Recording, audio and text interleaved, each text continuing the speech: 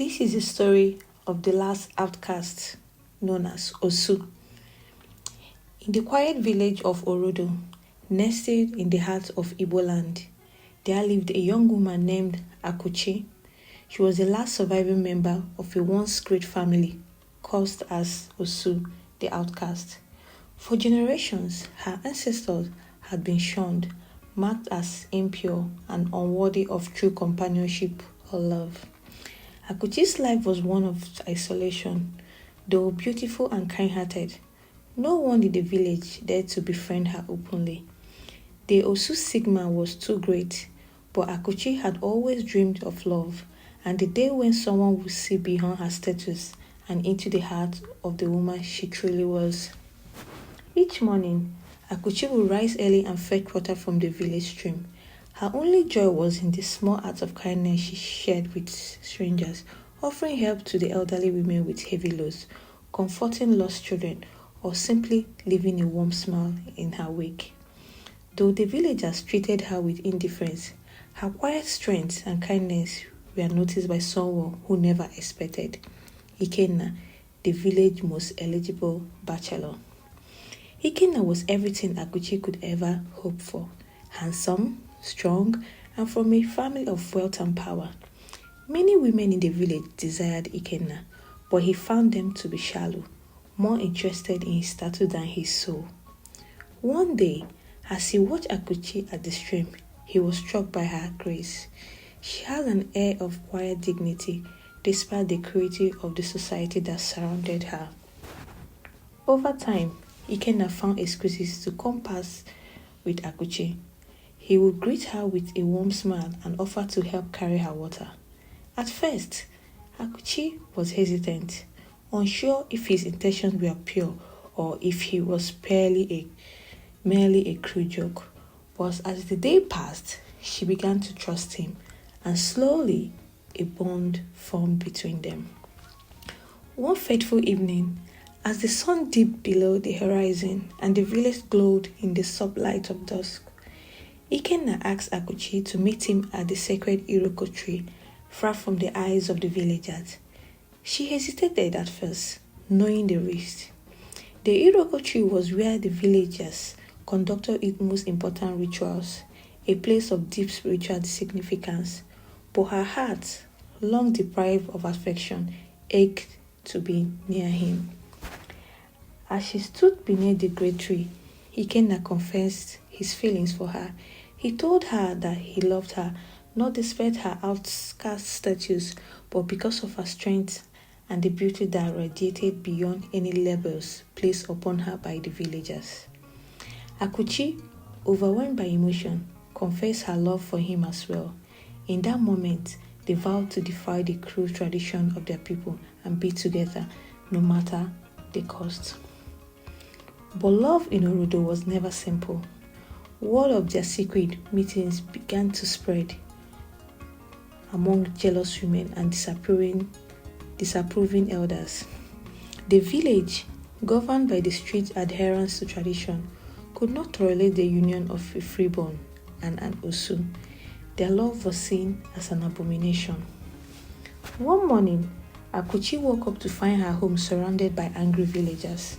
At the forefront of the crowd was Ijeoma, a childhood friend who she once trusted, now leading the mob. Ijeoma had always been jealous of Akuchi's beauty, and when she saw Ikenna's affection for her, envy took root in her heart.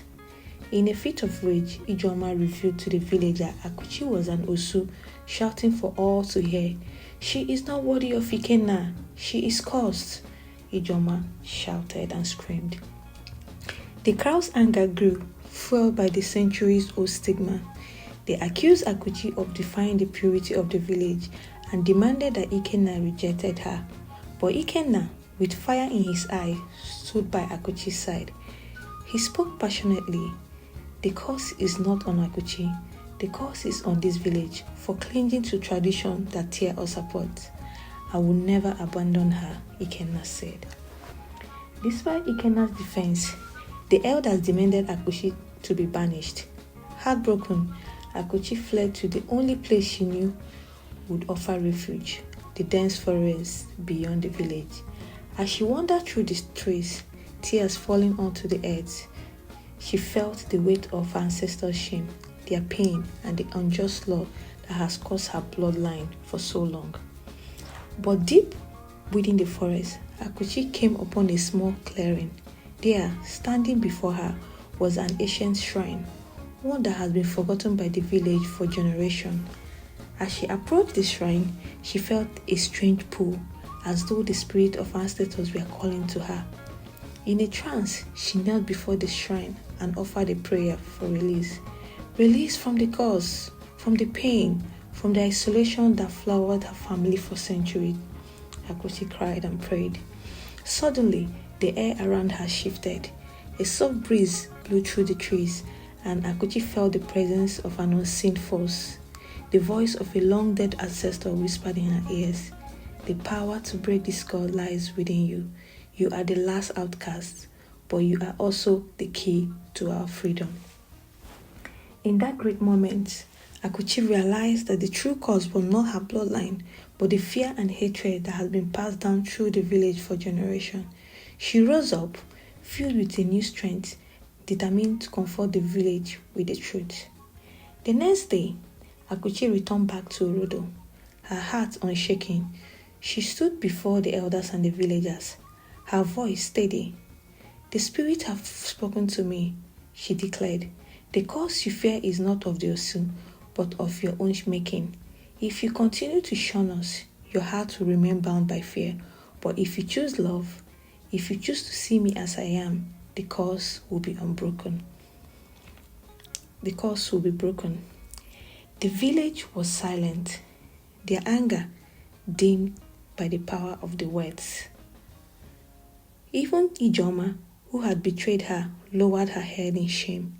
Ikenna stepped forward and took Akuchi's hand, standing by her side once more. After a long pause, the village chief spoke. "Perhaps it's time we lay down the chains of our past," he said. "Perhaps it's time to choose love over fear." With that, the ancient laws of the Osu was abolished from Orodo, and Akuchi's family was free from the centuries-old curse. Akuchi and Ikenna were married beneath the sacred Iroko tree, not in secret anymore, but in the presence of the entire village. The bounds of tradition was shattered, and for the first time ever, Orodo embraced a future built on love and not on division. Akuchi, the last outcast, had found her place, her love, and her fulfillment. Thank you so much for listening. Like and follow for more videos.